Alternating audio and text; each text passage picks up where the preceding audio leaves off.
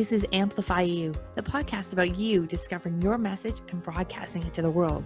If you're a coach, author, or speaker, you'll want to tune in. If you're looking for the best return on your time investment to get your message out to the world in a bigger way, we're giving you full access and behind the scenes look of how we're running our podcast, how our clients have found success, and what you can do to launch your podcast today. The world needs your message. I'm Michelle Abraham, the host. Join my family as we unleash your unique genius and find the connections you need to launch your adventure today. Join us and let's get amplified. Hello, Amplify You family. Michelle Abraham here, your host. I am so excited. I am joined by a new friend of mine. We've met recently online. We were in a group together called the Reset Collective. And I've just gone to admire her energy and her spirit and what she's bringing to this world. And she's got a podcast called The Edge of Every Day. Her name is Sandra Bargman. And Sandra, welcome to the podcast. I'm so glad you're here. Oh, Michelle, thank you for having me. And hello to everyone listening in. It's just a joy. Awesome. Well, I'm so glad you're here. And this is a behind the mic interview. So we're really diving into your podcast today. And so I love to just ask, what inspired you to start your podcast in the first place? And first, let's share a little bit about what is the podcast about? Well, as you said, it's The Edge of Every Day, and it's based on a solo show that I created back in 2013, also called The Edge of Every Day, where I explored the rough edges of life. It was really born out of what was happening in my own life. I was seeing on the political scene, I was seeing a lot of polarization and a lot of either or and black or white. And I was noticing it in my own life and internally, sort of understanding these paradoxes and contradictions I was discovering. And I thought, well, that's a wonderful thing to explore in my show because in my performing show, I'm also an interfaith minister and I combine my performing with my ministry. So it felt like an interesting topic to talk about. And then fast forward, COVID hits and I've got all of this other work planned and I didn't know what I wanted to do after I got through wallowing and kicking and screaming. And so I decided to start a podcast. And of course, it just made sense that I would also use those same concepts and call it The Edge of Every Day. I love it. So I think COVID really put a wrench in a lot of people's everything plans, goes right? back to COVID. I remember when we were first, how podcasts are so delicate with timelines and current events. At first we were not really talking about it a lot. Now it's just, you have to. So it's part of our life now. Totally. Part of history, right? Where it really changes the course of a lot of people's life. Was that pivotal moment where it was okay, can't do as planned. Now what's next? Well, and that very thing is also what inspired me to actually step into podcasting. I was not someone who listened to podcasting. Mm-hmm. I really didn't, when I created The Edge of Every Day, I never thought it would be a podcast. I never listened to them. It wasn't really up to speed on it. But, COVID polished us, man. It just polished all of us to think about after we wallowed, to think about what is COVID and the world calling me forward to do? At least this is what I felt. Yeah. And the people that are closest to me in my life, all of the mishigas, let that fall away. What's most important and how can I really be present to the times that we're in right now? These enormously tumultuous times. And it just made sense. I wanted to share my voice in a bigger way. And because I couldn't get on stage, it made sense for me to step into podcasting. I love it. I think so many people turned to podcasting during COVID. My business was on fire. So I was holy smokes, everyone's all of a sudden at home. This is one of the only ways they can connect with people, right? It was great for our business. But yeah, I can see how it was really helpful for other people also to start sharing their voice in a different way. And just so our audience is clear, Sandra has like 35 years experience in a career as like a professional actor, singer, voice artist, performing on stages like all over the world. So your jam is on stage and in front of people. And holy moly, when you can't go out of the house, that kind of changes things a little. Oh, big fat rug pulled out. Yeah, it was, and I'm very honest with everyone. I wallowed in my sadness and just rolled around in bed and ate bonbons, the proverbial bonbons. It was not easy for me. And I'm an introvert. So I like being by myself. I like recharging by myself, but I'm an extroverted introvert. And I like being on stage and being in collaboration with audiences, with other artists, with other people, creating things, that communion, that energy. But there's a silver lining that we got in COVID and through Zoom.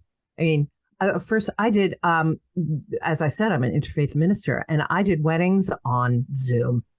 And I was shocked at how meaningful and poignant and fun and elevated they felt. I really was shocked at the whole Zoom experience. And I did feel like it was communion. It was, of course, it's not being on stage. It's not being in the same room together. It's not all of those things. Yeah. But it's still also, it offered its own sense of connection that I was surprised and moved by.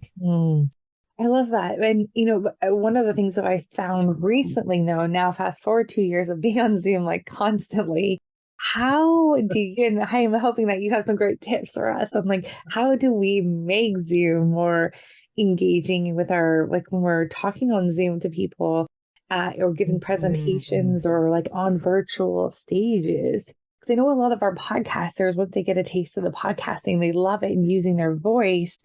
Now they want to take their voice to other virtual stages first, maybe then the live stages. Well, I think people are, I've got a friend who does work with gesture work. You can see that I'm using my hands. Using that I'm not shy about that. And I think a lot of people feel that because we're in this different environment, that they need to somehow make themselves smaller. And this is not film acting. This is not like where you have to talk like this because, it's really, and you can hardly understand. You really, in my opinion, can be completely engaged and vocally engaged and doing that diction and doing that deep breathing and being very full with the energy, just like you're on stage. I tell everyone I work with, don't shy away from that. Yeah. That's really cool. And it's like filling up more of the screen too. Yeah. You're like, and you can feel my energy jumping forward. Yeah, exactly. I love that. And that's exactly what we do. And that's what makes interesting storytelling. And then the other thing that I work on with my clients that I do myself is the willingness to be with the stillness. When is the moment in the storytelling or in the deep listening where you are willing to sit back and allow that energy to just exist?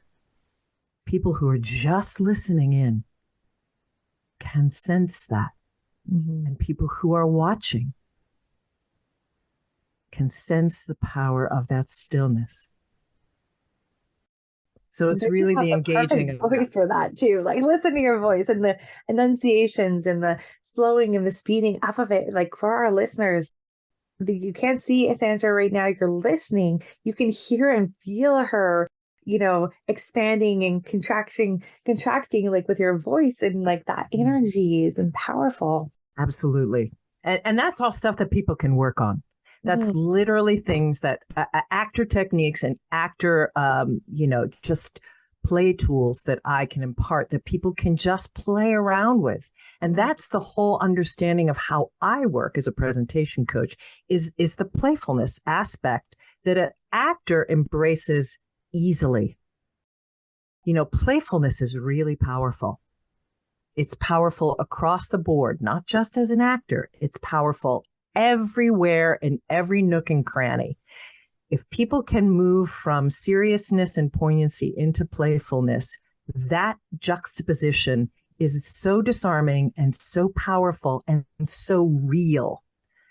And so if there's anything that I can impart about, the playfulness of the actor in terms of presentation coaching, and work on a podcast as a podcaster, is the willingness to play with different tempos, as you mentioned, tempos and voices, but actually different voices. And what is the story that I'm trying to tell here? And I hear this a lot. Well, I'm not really very, my voice isn't really strong. And I immediately will interrupt and say, what does that mean? Yeah. So what if you pretended that it was really strong? Right. Well, what if you just played with that? Like, how does Meryl Streep act when she's has to play somebody that's really shy and doesn't want to speak out? Of course, she plays around with a quiet voice. And what does she play with when she's playing someone strong? She just plays with it, gives herself permission. Right. That's what the actor does. They give themselves permission to play.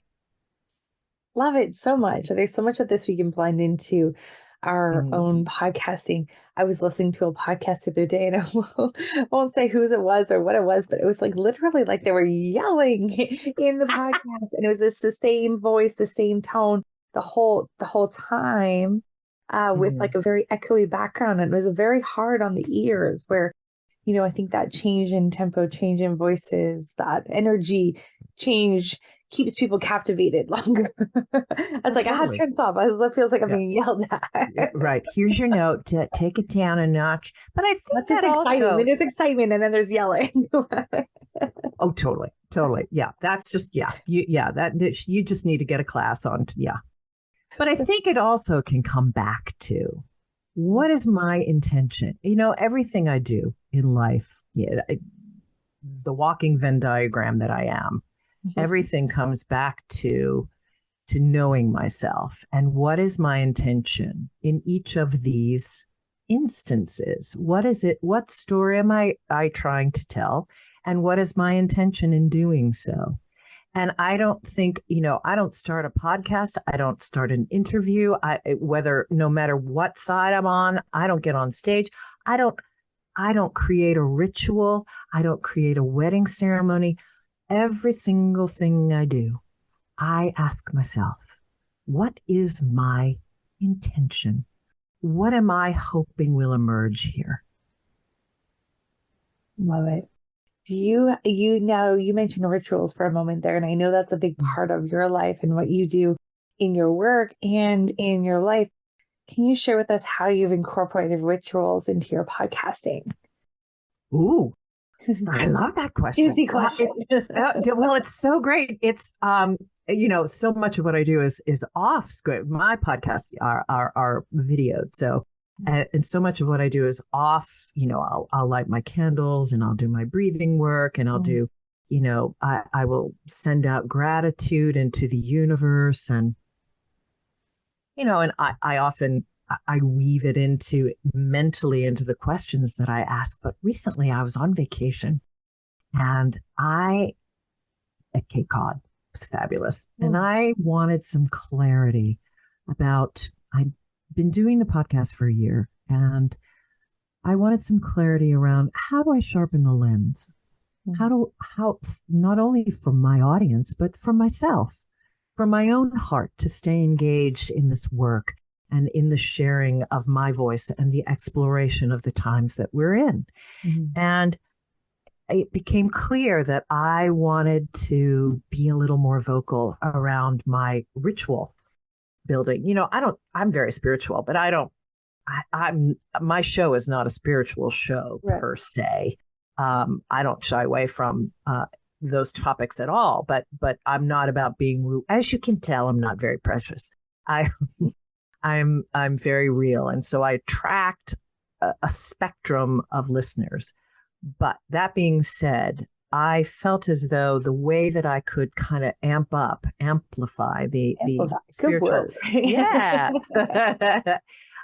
is through ritual and inviting people in to understand ritual, that it's not a religious thing, that it's not a spiritual thing, that it's a transformational thing. It is a way to connect, to navigate a liminal space, and to change, to explore that intention that we were just talking about. So to get back to the specific question of how am I incorporating it? Last week on Halloween, I just had it was my first show after all of this clarity, and in fact, I heard you speak about how you should do a series of podcasts by yourself to recalibrate, and so I heard you and I did it. Although I did invite in a special guest. One of my closest friends, and I did a ritual at the top and an opening invocation, and I lit a candle, and then I chose, as a way of introduction, in addition to that, to have her talk about a ritual that she and I had done. She's going through a very difficult time in her life, and she came to visit. And actually, I went down to visit her, and I created a ritual that I do with some of my clients and at retreats. And I really invited her to explore the loss in a ritualistic way. And she was kind of resistant to it, but because she's my friend, she agreed to it. And she was transformed and got all kinds of answers. So we talked about that in the podcast as a way of introducing it. And it's my hope to continue to do that, talk about ritual, and as well as bring small elements slowly but surely. I mean, even my husband, who is, like an ex-Catholic and wants nothing to do with religion. And I would say his church is nature.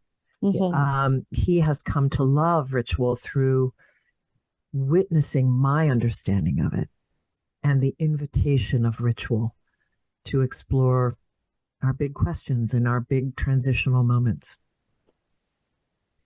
I love the way that you're doing experiential, like you're actually incorporating it in, but then also talking about it with your guests. So it's kind of like a twofold part. So for our listeners that are maybe unclear about what you mean by ritual, can you just share a little bit about what ritual means to you and how that it comes into play at the beginning of a podcast? Well, the ritual and ceremony, are my jam. I like to create ritual and I like to create ceremony, and I do that in all aspects of my life, particularly through what would be considered very spiritual, my ministry, through creating, funeral ceremonies and wedding ceremonies and baby blessings and that sort of thing. Ritual, a ceremony is sort of a marking of what is occurring, like an event. Yeah. Boom. And a ritual is more intentional. It's to create what one wants, to create what the clarity for the next step, or not. It doesn't have to be a specific, I want this, or I want this kind of outcome. It can be just asking for guidance or clarity around next steps on the path. Like setting an intention or something like that. It's a ritual. Exactly. Yeah. Exactly. And would so ritual mean like then you're repeating that each time you go and do something? Like, well, that's one way of understanding ritual. Yeah. I mean, it's something that you do over and over and over again. But that can begin to be like you're not thinking about the intention because it's such a habit that you don't necessarily, you're not necessarily paying attention. And I mean, that can be said about, just everyday rituals that we do with our coffee. Right. Hello. But it can also be said about rituals that should be more poignant. If you are someone who is religious and you attend a religious an event, and the rituals there, people can recite things and do things, and it's just by rote. And so my understanding is always to bring the presence back to whatever it is that we're doing, whatever it is that at its heart, ritual is the willingness to sit in a liminal space. And by liminal space, I mean a space of not knowing. It isn't like the space we're in right now as we rebirth Earth. And the way things, people are always like, I can't wait for things to get back to the way they used to be. It's never going to be that way. That what used to be. And what is being created in society and around the world is now being created. So we're in this liminal space of not knowing, of growing our muscle of not knowing and being comfortable with that, because we're control freaks and we all want to, know exactly what's going on. And, but that's, in a tinier sense, that's what ritual is. It's the willingness to be in that space of not knowing, that liminal space. And I want to move from this place that I am into this next place of understanding. I want to emerge into that. And that's what ritual is. So how do I do that I've only done it once. That's a great explanation of it, by the way, too. I love how you explained that. Yeah. So, again, I said if I'm hanging around with a lot of Christians, I can use opening prayer. And that's their language. And that's one of the great things about being an interspiritual minister. You understand people's languaging. If I'm hanging around people who don't want to hear the word God, and believe it or not, I do know those people. And I've, some of my wedding couples don't want that word. Some want God and blessing and readings from the Bible and everything in between. And that's the beauty of the work that I do. But you can say, I'm going to give an ode to, nature and read a beautiful poem. And that can feel like an opening invocation. That can feel like an opening prayer. That all of the same energy of opening up the space that we are all sharing in this hour on the edge of every day together. How are we coming together in this conversation? Yeah, I feel like it's like a gratitude too, can be used in that space as well. Totally. Yeah, very cool. I think you've, definitely put some ideas in my head of ways that you can, use conversations and use podcasts to, bring in things in your life that you are doing outside of the podcast into the podcast, even though you might think that like ceremony doesn't fit in the podcast from the outside perspective on first glance, but you've found a way to woven those things all in, which is fantastic. And really interesting.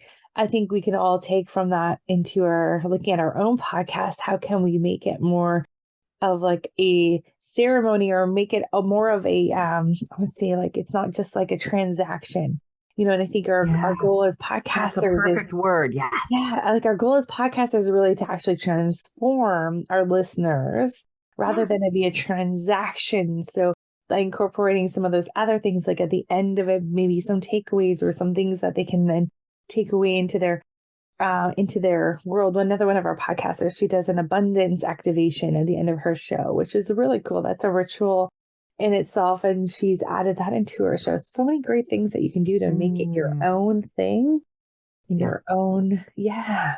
Well, and I also think, that's just who I am. That's totally, like I said, it's my jam. And so I want to help people to, I see that as a way of exploring edges. And if I'm going to talk about the edges of every day and the edges of life and the boundary pushing of life, that's the way that I do it. And so here's an invitation to you all, and you can witness it, how it plays out here and how it feels. Try again, play with it, get playful with it. Just try it on. It doesn't have to be this big thing. It can just be a fun initiative. So I think there's one thing that stopped me when I was launching my podcast was the thought that it needed to be the same all the time. Like there was, when I made that decision for a podcast, I had to be committed to that decision of what it was going to be like, what was going to be said. And this is how it showed up. And you just bring up a great point there of like how like it can, there's so much personal development that comes from using your voice, as you and I were discussing before this episode. That evolution of your show too changes over time. And so giving yourself permission, just like you said, like to show up and be playful and try different things on and see what works. That's okay, because if you don't, you're going to start here with your podcast. Your personal development is going to end up here. Your podcast is still going to be way back here. You need to get them together. And people are going to hear that. People are going to hear that, the incongruency, and that you're not going to invite people in. I mean, that kind of vibe comes through. It comes through in your throat chakra. It comes through in the energy of what you're saying. It comes through from your power chakra, like boom. This is my intention, and this is my truth, and I want to be present with your truth, and I want to invite everyone in to explore their truth within this conversation. And that kind of energy comes through. Whereas if you're not super excited about your show anymore, shows too, right? Like, totally. And of course, this is not to say like every single episode, sure, there's a couple there where you're like slogging through, being sick and slogging through, and or not being clear, but the timing of getting clarity didn't quite happen for an episode, and that's okay. Be self-compassionate, but stick with it. Stay on it and be willing to evolve it. I mean, there's no consistency, only, I think that's an old structure. Consistency is like a patriarchal. That who made that rule? No. I don't see any little kids being, you know what, I'm going to consistently do the same thing in the sandbox. Play. Goes back to that like quote of like the definition of an insanity, right? Doing the same thing over and over, expecting different results. But if you're getting stale and getting bored, switch it up. And, I think what you were saying is perfect. Like use that time to like call in, what is your intentions for this show? How can we get better, back in alignment with it? Or what is it? What is the message you want to share with the world? So powerful. Totally. Amazing. Totally. So Sandra, where can obviously we can check out your podcast. Where can our listeners, learn more about what you're doing in ceremony?